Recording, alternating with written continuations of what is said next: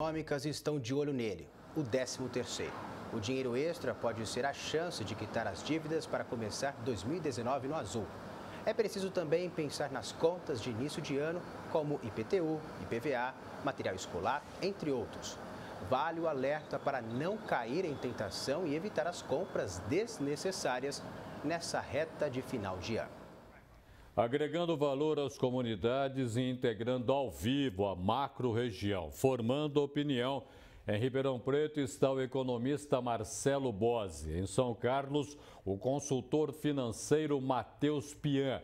E em Sertãozinho, o economista Sebastião Macedo. Começar aqui por Ribeirão Preto, conversando com o economista Marcelo Bose. Marcelo, para a gente ter sossego no começo do ano que vem, como é possível saber usar o 13º com muito juízo? Com certeza, Pussi. É preciso que o consumidor lembre que ele tem todas essas despesas de início de ano, que são pesadas, né? E que ele reserve uma parte. Eu costumo lembrar que a gente chove no molhado, falando que é preciso pagar as dívidas, que é preciso se precaver, e acaba que a pessoa sempre quer consumir, ela tem o desejo do consumo. Então, a dica que eu daria é: separe um valor que você está disposto a usar para o consumo e o restante você deixa guardado ou utiliza para pagar as dívidas, para não correr o risco aí de se passar e acabar utilizando uma parcela muito grande no consumo, esquecendo que tem todos esses compromissos do início de ano, né? Eu vou agora até São Carlos, consultor financeiro Matheus Pian. Matheus, a gente não está acostumado a ter um controle financeiro daquilo que a gente acaba recebendo e acaba gastando. Como fazer isso agora em dezembro para que lá na frente a gente tenha sobras, um orçamento equilibrado para não cair naquilo que a gente não quer, dívida? Boa tarde. Boa tarde. Bom, o primeiro conselho que eu dou ao que fazer com o 13º, a pergunta que você tem que fazer primeiramente a você é o seguinte: qual é o meu financeiro? Eu sou endividado, equilibrado ou eu sou investidor? Eu sou endividado. Eu estou cheio de dívidas, então o 13º nesse momento serve para você pagar as suas contas, pagar as suas dívidas. Eu tenho perfil equilibrado, é aquela pessoa que vive sempre no 0 a 0, paga as suas contas, mas não sobra nada, ou seja, ela não investe. Então o 13º seria interessante para ela agora deixar para pagar as contas no começo do ano, IPVA, IPTU, material escolar. Ou se você tem o perfil financeiro de uma pessoa investidora, que é aquela pessoa que paga suas contas, investe, guarda dinheiro. Então, o meu conselho financeiro para o que fazer com o 13º agora é: faça o que você quiser, compre algum presente, realize um sonho, porque isso vai permitir você ter esse sucesso financeiro, você realizar esse objetivo. Então, antes de perguntar o que fazer com o 13º, pergunte a você mesmo: qual é o meu perfil financeiro? Eu sou endividado, eu sou equilibrado ou eu sou investidor? E a partir daí você vai ter a melhor resposta para o seu 13º, o que fazer com ele. Boa, Sertãozinho.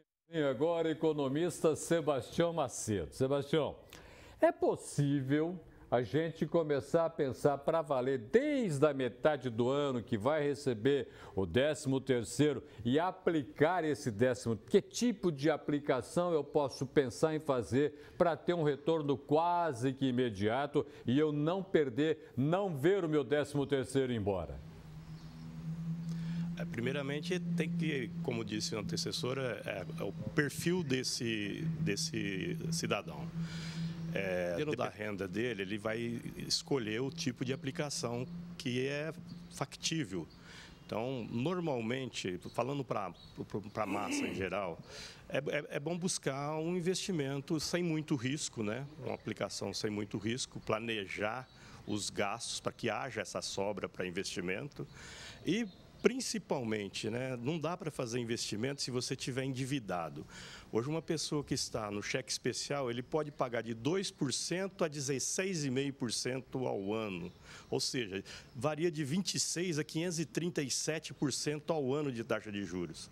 Então, o planejamento para as pessoas é o essencial. Primeiro, o diagnóstico do perfil dele, depois o planejamento como gastar, o que tem que pagar, para ver o que sobrar.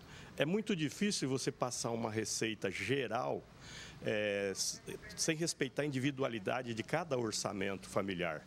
Então, cada cidadão, cada família, ela tem que fazer a composição de renda e a composição de gasto. A partir daí, dimensionar como vai ser feito os gastos de subsistência, as aplicações e, possivelmente, as viagens, o lazer, que é possível enquadrar nesse orçamento.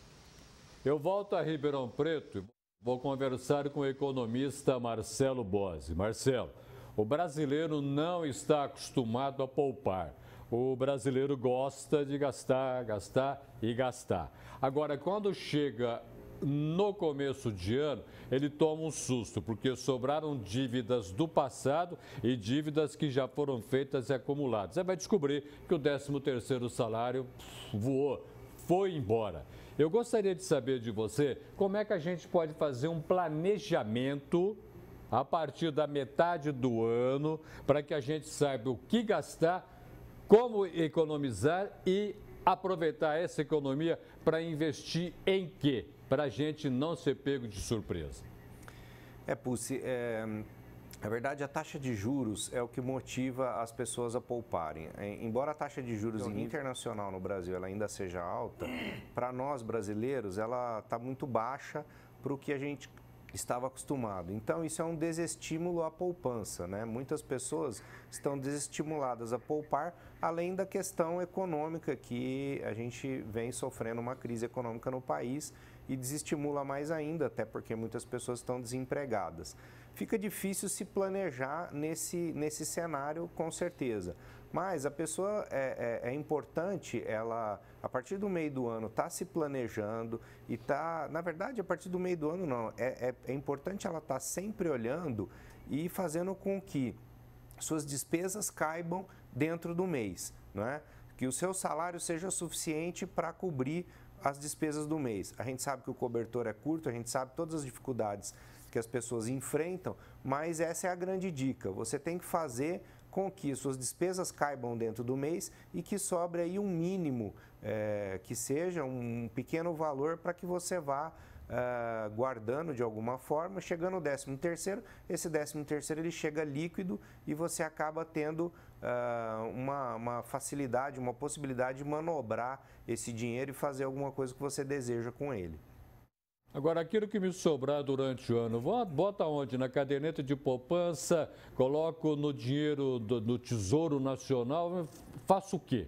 A grande maioria dos especialistas indica o Tesouro Direto, né? A aplicação no Tesouro Direto, ela ficou uma aplicação relativamente simples, com taxas pequenas, que você acaba tendo uma rentabilidade melhor. O brasileiro está muito acostumado com a poupança, ele acaba utilizando a poupança por ser mais palatável, mais amigável a ele está bem acostumado, mas a poupança está com uma rentabilidade muito baixa. O Tesouro Direto seria a melhor alternativa no Tesouro Selic, que é o mais conservador deles. Vou a São Carlos agora, consultor financeiro Matheus Pian. Matheus, qual que é o perfil do morador da sua cidade na hora de poupar, na hora de gastar? Está de mão muito aberta ou está realmente muito preocupado e pensando em guardar, em ter 13º? Olha, todos que eu converso aqui na minha cidade, eles têm o perfil de consumidor arrojado aí, gastam bastante dinheiro aqui na cidade de São Carlos. E eu acho que para você tomar um caminho financeiro de sucesso, você tem que utilizar 2 verbos para você economizar dinheiro, até para você investir no Tesouro Direto ou outros investimentos. É você perguntar a si mesmo quando for comprar alguma coisa: eu quero ou eu preciso? Você utilizando esses 2 verbos, vai sobrar dinheiro para você investir, seja no Tesouro Direto ou outros investimentos. E você vai começar a treinar o seu comportamento, né? Se você gasta muito ou gasta pouco. Agora, como é que a gente consegue treinar o comportamento na hora de consumir? Dinheiro é comportamental. Se você está feliz, você gasta. Se você está triste, você gasta. Não tomar decisões financeiras quando você está muito feliz ou está muito triste. Os maiores erros financeiros das pessoas surgem nesses comportamentos, ou está muito feliz ou está muito triste. Seja mais racional. Repito, utilize os dois verbos. Pegue o produto que você for comprar e olha, eu preciso disso ou quero? Eu quero isso, mas eu não preciso. Então, deixe de lado e esse dinheiro pode surgir um investimento ou uma economia para sua casa.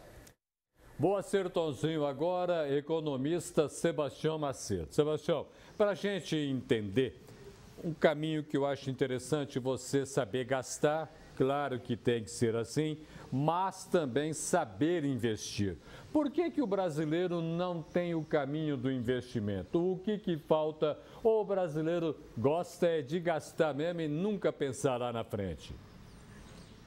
Ciclicamente, nós enfrentamos crises econômicas, né? Desemprego, pequenos momentos de crescimento, depois outra crise. Por exemplo, aqui em Sertãozinho, desde 2014, nós perdemos, pelo dado do CAGED, mais de 7 mil vagas de empregos. Este ano, até outubro, que saiu essa semana, nós estamos com um saldo positivo de 52. Fica difícil você pensar em investimento quando você não tem segurança na renda. Então, essa incerteza, essas instabilidades de mercado leva o brasileiro culturalmente a viver o hoje, ou seja, olhar para o umbigo, respirar e sobreviver. É muito difícil você falar para uma população que tem uma renda considerada baixa em nível mundial, falar em investimento. Então, hoje, na nossa região, principalmente, o brasileiro, ele vive e pensa em investimento quando tem sobra efetiva. Perspectiva de sobra com baixa renda é muito difícil. Então, você tem que arrojar, você tem que pagar a escola, você tem que pagar muitos impostos e o nosso sócio, o governo, cobra muito imposto. Isso faz com que a gente tenha essa dificuldade.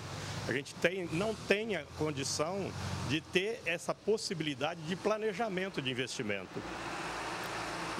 Integraram a macro-região no Jornal da Clube deste sábado. Em Ribeirão Preto, o economista Marcelo Bozzi. Em São Carlos, o consultor financeiro Matheus Pian. Em Sertãozinho, economista Sebastião Macedo.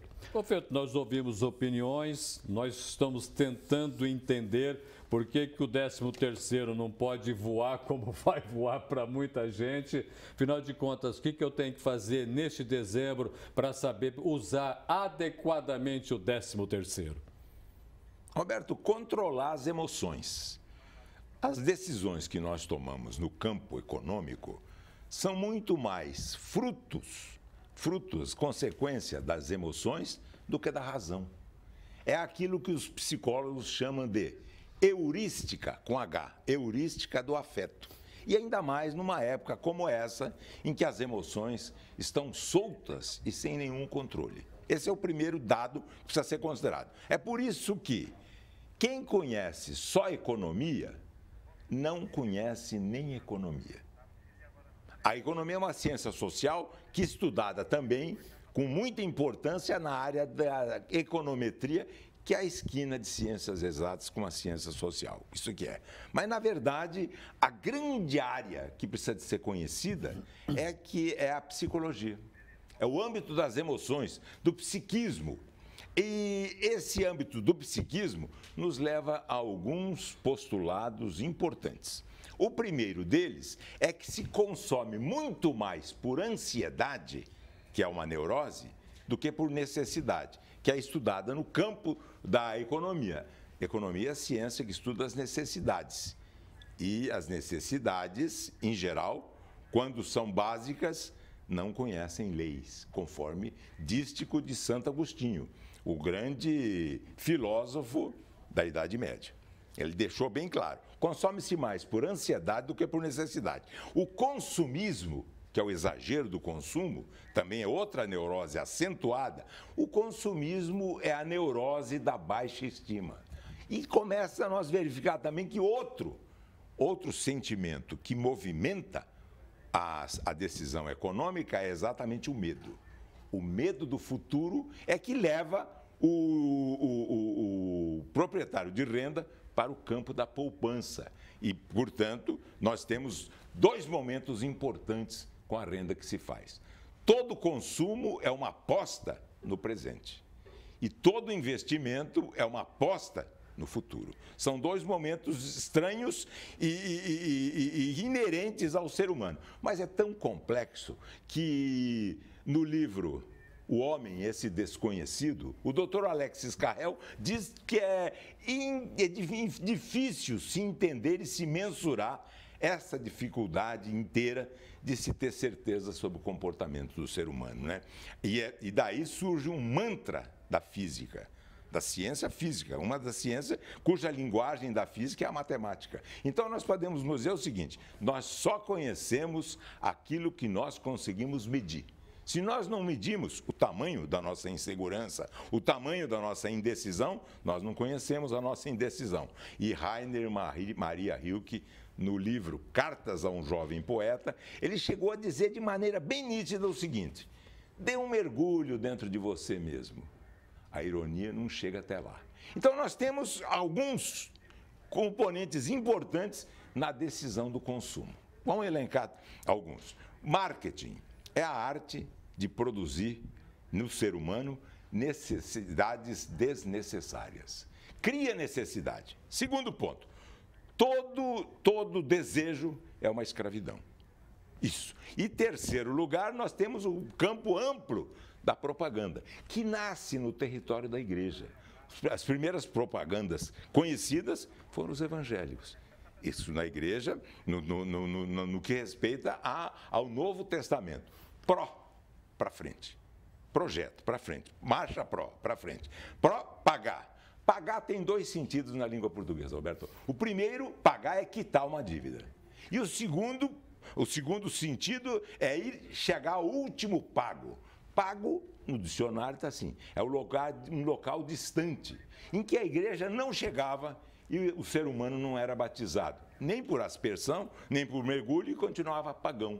Propaganda era isso, chegar nele ponto. Agora, já a publicidade, que forma com propaganda, os dois instrumentos excelentes e importantes de marketing, a publicidade é tornar pública, é tornar importante as duas ferramentas de divulgação daquilo que representa o produto, seja ele uma mercadoria ou seja ele um serviço. Mas, quanto mais juízo, menos prejuízo.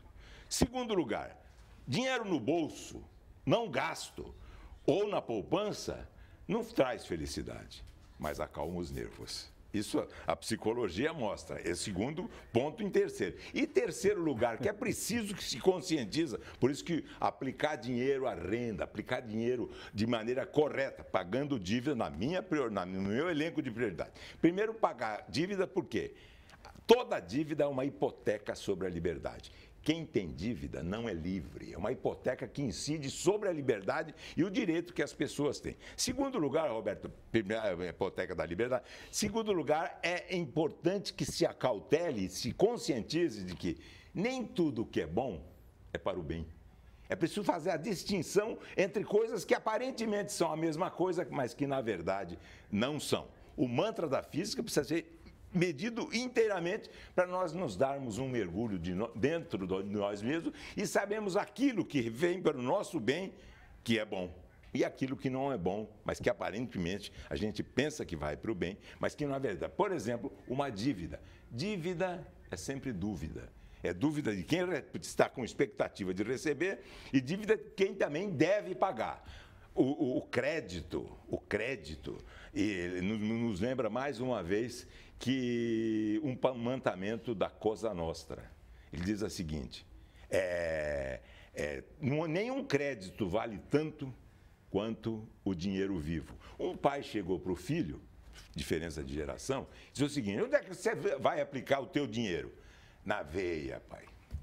Fez confusão. Muitíssimo obrigado pela sua participação no Jornal da Clube. Obrigado, Roberto. A sua colaboração sempre muito importante. Muito obrigado. Obrigado.